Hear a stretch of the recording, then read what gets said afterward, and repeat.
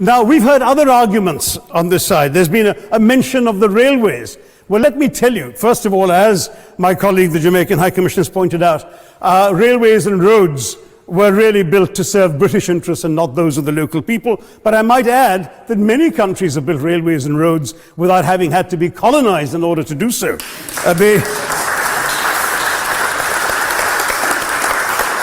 They were designed to carry raw materials from the hinterland into the ports to be shipped to Britain. And the fact is that the Indian or Jamaican or other colonial public, their needs were incidental. Transportation, there was no attempt made to match supply to demand for mass transport, none whatsoever.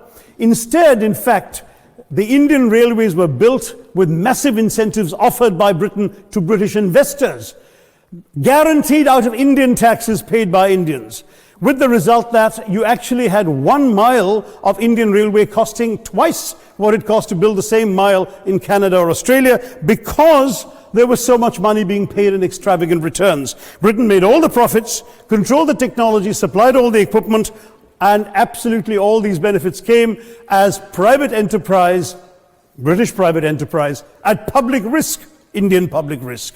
That was the railways as an accomplishment. Sashi Tharoor notes that some British legacies, such as the railway system, were eventually transformed by Indians for their own benefit. Truth. However, it is also important to note that the railway system brought significant economic benefits to the Indian people. The expansion of the railway system led to greater connectivity and economic development in India. The improvements made to the railway system by the British allowed Indian farmers to transport their goods from the hinterlands to ports, which allowed them to sell their goods at a higher price and benefit from the global market.